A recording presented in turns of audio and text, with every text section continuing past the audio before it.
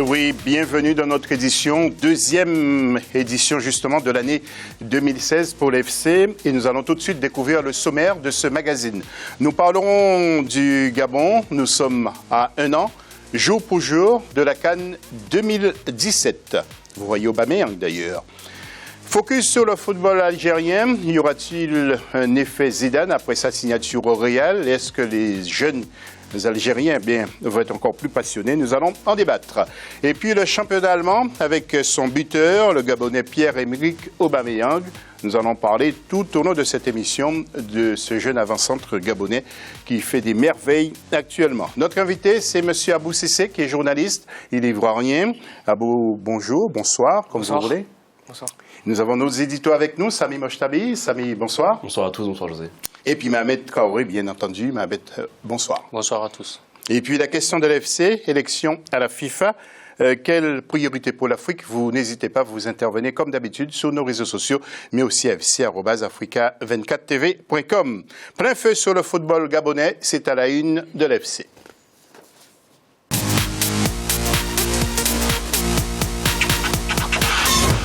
Alors que les préparatifs s'accélèrent pour la CAN 2017 au Gabon, gros plan sur les travaux du stade de Port-Gentil, lancé en juillet 2015 dans la capitale économique du Gabon, avec la pose d'une première pierre par le président Ali Bongo et la présence aussi de l'international argentin, Lionel Messi. Reportage de Douglas Toutoum. Situé au quartier Tchengué dans la ville de Port-Gentil, ce futur stade sera érigé sur une surface de 30 000 m², répondant aux normes FIFA et CAF. Le stade omnisport de Port-Gentil, qui répondra au cahier des charges de la CAF, aura 20 000 places, 20 loges VIP et une loge présidentielle, 4 vestiaires de façon à suivre 2 matchs consécutifs. Le stade omnisport, objet de la présente cérémonie, au-delà de la CAN 2017, servira de lieu d'épanouissement des athlètes de l'Ogooué maritime. Ce chantier devrait générer près de 1500 emplois directs et indirects. Selon les autorités du pays, le stade construit par la China State Construction Engineering sera livré dans 18 mois. La CAN débutera en mi-janvier 2017. Et à cette date-là, nous serons prêts. Le coût du séjour gabonais du quadruple ballon d'or Lionel Messi a créé la polémique au sein de l'opinion publique. Mais pour les amoureux du ballon rond, c'est un rêve qui se réalise. C'est un fait, ça coûte des millions. On perd des millions un peu partout. Mais pourquoi pas au sport? Après la Copa América, il m'a indiqué qu'il venait voir Libreville pour venir nous saluer. Et le calendrier faisait bien les choses. Ça correspondait à la pose de la première pierre du futur stade de Port-Gentil, auquel donc j'ai bien voulu l'associer. La 31e édition de la Coupe d'Afrique des Nations aura lieu au Gabon en 2017. Cette compétition va se jouer dans les villes d'Oyem, Franceville, Libreville et Port-Gentil. Après la réussite de la CAN 2012, co-organisée avec la Guinée équatoriale, le Gabon entend seul relever ce challenge du 21 janvier au 12 février 2017. Voilà, nous allons voir maintenant le championnat avec les résultats, des tout derniers résultats que nous avons reçus. Et l'équipe de Pélican, vous allez le voir, qui a battu Oyem 2-0. Oyem qui sera une ville qui accueillera justement la CAN 2017. Et donc vous découvrez ces fameux résultats. Et l'équipe de Cercle Berry qui a perdu aussi devant Mangasport 2-0. Mangasport, donc, ce sont des matchs qui se sont déroulés sur plusieurs journées, bien sûr, car Mangasport n'a pas joué 2 fois une journée. Vous l'aurez bien sûr compris, la 8e journée précisément. Les matchs ont eu lieu le 30 décembre et le 3 janvier, donc c'est tout simplement une synthèse. Nous allons voir maintenant le classement de ce championnat de football au Gabon, avec Pélican qui est en tête devant Akanda. Mangasport est à la 3e place et Mounana est à la 4e place, comme vous le voyez. Alors, Abou, est-ce que vous suivez ce championnat gabonais et le football gabonais? Bien sûr, en tant que journaliste, je pense que vous avez un regard sur ce qui va se passer en 2017. Oui, en effet, on attend Pierre-Emerick Aubameyang. On va voir s'il va réussir à briller. À domicile, il a eu une première chance en 2012, ça n'a pas fonctionné. On verra si en 2017, il arrivera à gagner la CAN comme l'a fait Yaya Touré ou d'autres grands footballeurs africains. Mais au-delà du joueur, le pays même qui va accueillir, c'est un pays de sport, de football en particulier, le Gabon. Quel sentiment, quel regard avez-vous sur ce pays? Écoutez, le Gabon aime le football. Voilà.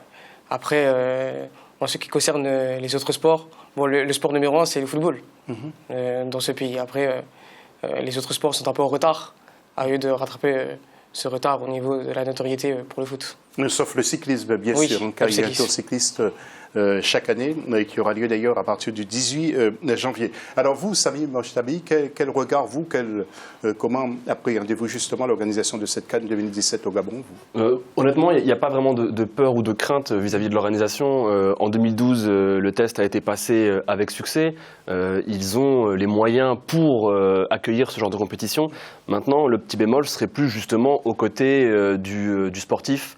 La vraie qualité du football gabonais, on l'a vu dans le championnat aussi, on ne les voit pas sur la scène continentale, ils ne dépassent que très rarement les tours préliminaires en Ligue des champions africaine ou en Coupe de la CAF.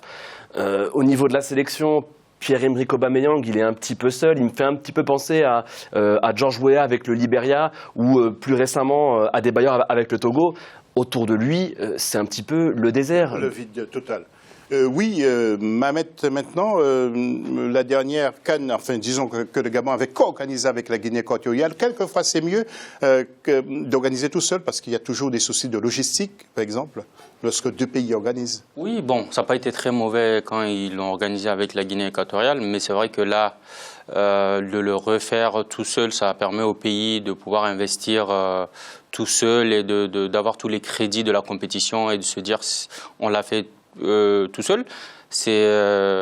Ils ont aujourd'hui la lourde tâche de pouvoir être prêts pour cette CAN-là et de ne pas avoir surtout de couacs. Parce que tous les couacs qui ont eu lieu en 2012, c'était parce que la co-organisation. Et maintenant, c'est le pays entier qui le fait. Et donc, je pense que le président n'a pas le choix. Il doit faire en sorte que ça se passe bien parce qu'il y a des élections aussi qui profilent politiquement. Et je pense qu'il n'a pas le choix.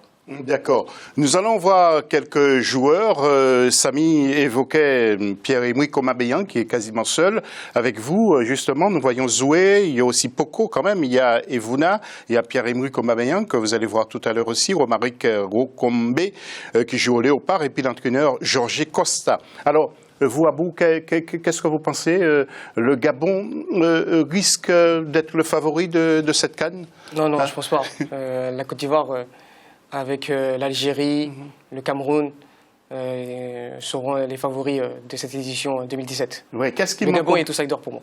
Ils ont quand même un bon entraîneur, hein, oui. Mais il manque de joueurs en fait. Bah, y a, on attaque d'encadrement. En attaque, il y a Aubameyang, au milieu de terrain, il y a Poko, en défense centrale, il y a Ikone Manga, bah, il y a Vono au goal. Bon, ouais, c'est quand même pas mal, ils ont quand même une belle...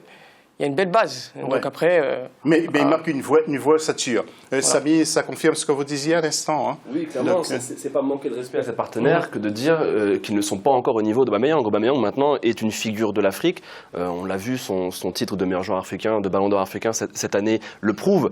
Maintenant, à côté de lui, c'est pas 2 ou 3 joueurs. On parle d'un effectif de 23 joueurs. Pour gagner une compétition, il faut au moins 11 talents solides. Ce qui manque au Gabon. Et je pense que poussés par leur public, ils peuvent effectivement un quart de finale, peut-être une demi-finale. Mais de là à les mettre comme favoris de cette CAN 2017, il reste encore un grand pas. Mais peut-être aussi ils peuvent franchir un pas, hein, mon cher Mohamed. Mais ça vous étonnerait peut-être. Ils pourraient, mais ça étonnerait. On l'a vu, ils ont été éliminés en quart de finale en 2012 par le Mali d'ailleurs.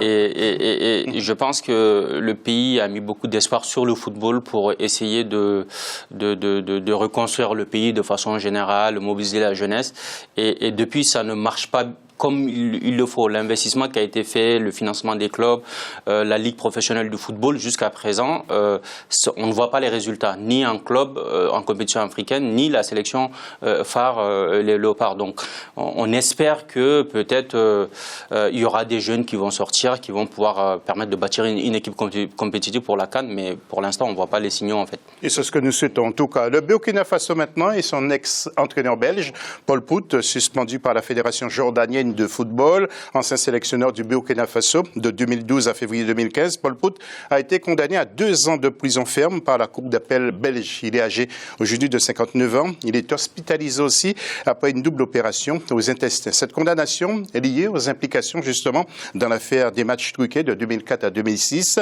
où le tribunal avait estimé qu'il était complice de l'homme d'affaires chinois qui s'appelle Zheyong Yen. Avant de retrouver Joseph-Antoine Bell, Sidi Napom, qui a été l'entraîneur adjoint justement de Pol Pot, a bien voulu réagir sur cette condamnation et il évoque justement le nouvel entraîneur des étalons, Paulo Duarte. Sidi Napom. Les souvenirs ne sont bons que lorsqu'on a joué la finale de la Coupe d'Afrique ensemble étant adjoint, mais je pense que nos relations dans le travail, c'était des rapports de professionnels. À part ça, on ne se fréquentait pas en dehors du terrain, donc pour ce qui était de sa vie privée, ça, c'était même pas mon problème. Pol Pot, sachant qu'il trafiquait des matchs en Belgique, vous savez, hein, quand vous êtes attaqué par la justice dans les pays européens, quelle que soit l'année, un jour vous finirez par tomber. Hein. Je savais qu'il magouillait dans ces trucs-là, mais le problème, c'est que je savais un jour ou l'autre qu'il allait tomber. Mais le défaut, c'est que tout le monde le savait et bon, on l'a embauché chez nous. Et du temps que le problème s'aggravait, on n'a pas voulu le limoger à temps, mais on le gardait toujours sur la protection du ministre des Sports. La décision de la Fédération de football n'incombe qu'à eux-mêmes. Donc, c'est le président de la Fédération actuelle qui l'avait chassé Duarte et Pol Pot est venu et il a repris Duarte pour lui remettre, pour lui donner les rênes de la Fédération et pour lui donner les rênes de l'équipe nationale. On va essayer de voir parce que ce qui est là, Duarte, il a qualifié 2 fois le Burkina sans qu'on puisse passer le premier tour. Donc, j'espère qu'il pourra qualifier le Burkina Faso pour la CAN qui arrive et on va voir ce qu'il va donner. Mais au cas contraire, ça marche pas. On connaît la suite, comment ça va se passer. Parce que je pense que beaucoup de monde sont pas contents de ce choix. Mais c'est le choix du président de la fédération. Il doit voir ce qu'il a fait, si c'est bon ou pas. Et on verra les résultats qui vont venir pendant les éliminatoires. Abou Cissé, est-ce que vous pensez que Paulo Duarte est l'homme qu'il faut pour l'équipe du Burkina Faso? Écoutez, j'espère que pour les étalons, il arrivera à réussir j'espère qu'il pourra permettre aux étalons de à nouveau briller dans une CAN, dans une phase finale. On verra bien. Oui, on verra bien. Nous allons, faute d'avoir Joseph-Antoine Bell, nous allons commenter avec nos éditos maintenant la remise des prix concernant les meilleurs joueurs africains. Alors, vous savez que Pierre-Emerick Aubameyang a été donc élu meilleur joueur de l'année. Nous allons voir d'ailleurs en image, ça va défiler devant Brana Samata, meilleur joueur, mais lui qui évolue sur le continent africain. Alors, meilleur entraîneur de l'année, c'est Hervé Renard. Nous allons voir les images dans quelques instants. Meilleure équipe nationale de l'année, c'est la Côte d'Ivoire. Meilleure équipe féminine, c'est le Cameroun. Nous voyons donc Brana Samata, ensuite Hervé Renard. La Côte d'Ivoire pour la meilleure sélection, le Cameroun pour la meilleure sélection féminine, TP Mazembe pour le meilleur club, Gaël Anga Namouit, la Camerounaise pour la meilleure joueuse, et meilleur arbitre, c'est M. Papa Gassama, Bakary de son prénom, et les Gambiens.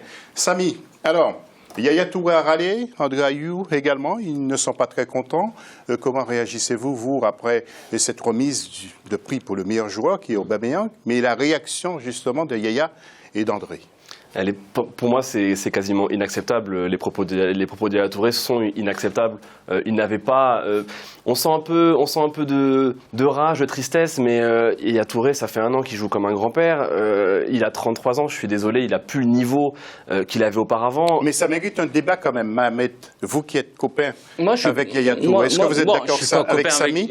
Il joue au Balanti. Enfin, vous le connaissez. Je le connais, oui. On a fait des émissions ensemble ici. Mais je suis pas d'accord avec ce que Samy dit en disant qu'il joue comme un grand-père. Non, il n'est pas encore fini. Je pense qu'il y a Touré cette année, il a été, enfin pour l'année dernière, il a été classé par la FIFA parmi les 23 au monde, les 23 meilleurs au monde, et aussi par la FIFPro, qui est le syndicat de tous les joueurs à travers le monde, le meilleur africain et le seul africain dans ce classement. On ne peut pas dire. Est-ce que ça signifie que Pep Guardiola, qui arrive à Manchester City l'année prochaine, va le garder, messieurs. Non, la question n'est pas là. L'arrivée de Guardiola n'a rien à voir avec Yaya Touré. Il a un contrat jusqu'en 2017. Mais Pep Guardiola va quand même faire un choix. Peut-être s'il le met sur la liste de transfert, s'il veut pas de lui, il va le mettre sur la liste de transfert parce qu'il va arriver avec son plan de jeu. Mais par rapport à ce que Yaya Touré fait sur le terrain, on ne peut pas dire que... Justement, tu cites l'année dernière. Donc l'année dernière, on parle de 2015. Sur 2015, Aubameyang, en termes de statistiques et de performance avec son équipe... L'année dernière, c'est 2015, on est en 2016. Cette année, est-ce qu'il est dans les 23 du Ballon d'Or? 2015, oui. Cette année, dit? Pour 2015, oui. Alors, mais sur ces déclarations maintenant, je voudrais vous entendre quand même sur la déclaration de Yaya Touré. Abou. Bon, c'est vrai que il a dit que en fait, nous les Africains, nous ne montrons que l'Afrique. Nous ne montrons pas que l'Afrique est importante. À nos yeux, nous privilégions plus l'extérieur que nos propres continents. C'est ce qui est lamentable. Et il va s'occuper que de lui. Que pensez-vous de cette déclaration? Bon, c'est vrai que ses propos sont maladroits.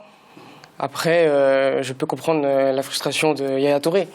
La Côte d'Ivoire a réussi à gagner la CAN après 23 ans d'attente. C'est tout à fait normal de... les votants auraient dû... Si vous votiez, Abou, vous voteriez comment? Moi, je mettrais en avant la Coupe d'Afrique des Nations. Donc vous voteriez Yaya Touré, oui, Yaya Touré Pierre-Emerick Touré, Pierre-Emerick Aubameyang et en 3, André Ayew. Samy? On ne peut pas récompenser une année, c'est sur une année. C'est une compétition de 3 semaines. Il n'a pas non plus été meilleur buteur de la compétition ou il n'a pas été MVP de la compétition. Je suis désolé, on ne peut pas. C'est sur un an. Et sur un an, Pierre-Emerick Aubameyang mérite largement son titre. Il fait ce que peu d'Africains ont fait ces dernières années en Europe. Il est incroyable. Il est du niveau en termes de statistiques. Oui, mais on parle d'un joueur qui est au niveau statistique des Messi, des Ronaldo, des Lewandowski. Et pour un joueur africain, il n'y en a pas beaucoup, malheureusement. C'est-à-dire que justement, moi, ce que je ne comprends pas dans ce débat-là, c'est de cantonner, j'enlève en rien les qualités de Aubameyang, mais on ne peut pas juste cantonner pour dire tout simplement il a des statistiques affolantes. On ne peut pas mettre au même niveau Cristiano Ronaldo, Messi et Aubameyang parce qu'il a mis ce nombre de buts. Oui, mais on retourne sur le continent africain. Est-ce que vous voteriez comment sur le continent africain, moi je voterai Yaya Touré, je voterai André Ayew et je voterai Aubameyang. Pourquoi? Parce que voilà des joueurs qui, pendant les mois où Aubameyang était pratiquement en club, ces joueurs-là étaient sur le continent africain, ils sont allés jusqu'à la fin de la compétition. Et l'autre a été meilleur buteur, l'autre a remporté la compétition. Donc ça, on ne le calcule pas pendant la période de récompense, par exemple. Donc on ne peut pas dire, parce que tout simplement des statistiques. Moi, personnellement, pratiquement tous les joueurs qui ont gagné le Ballon d'Or ces 10 dernières années, la majorité sont ceux qui ont remporté un titre dedans pendant l'année où ils ont remporté leur Ballon d'Or. Donc l'expérience, en tout cas, on peut quand même dire que l'expérience de Yaya Touré n'a rien à voir avec celle de Pierre-Emerick Aubameyang. C'est pas parce qu'il a été quand même 4 fois de suite meilleur joueur africain, il faut laisser la place aussi aux autres. Et puis surtout, oui, c'est vrai. Et puis surtout, dans les votes de la CAF, on se rend compte qu'il y a des pays africains qui n'ont pas leurs résultats dans le vote final. Je pense que ça aussi, c'est un débat sur lequel on doit revenir dessus. D'autres disent que oui, ils ont voté en retard, etc. Non. Une institution comme la CAF, un trophée comme le meilleur joueur africain, on doit pouvoir contraindre tout le monde à voter comme la FIFA Ballon d'Or le fait. Ok, messieurs, merci. On ne pourra pas aller plus loin malheureusement. Peut-être on reviendra dans la troisième partie car Pierre-Emerick Aubameyang sera avec nous dans la partie 3 de l'émission. Et puis sachez que Pierre-Emerick Aubameyang a été aussi élu meilleur joueur pour le Lion d'Or. Il a obtenu donc ce Lion d'Or de la part du journal Al Modarab devant Yaya Touré et troisième Benatia, 73 points, quatrième Mahrez, 40 points. Voilà pour l'essentiel de l'actualité de la première partie de cette émission AFC. On se retrouve tout à l'heure pour un dossier spécial Algérie. À tout à l'heure.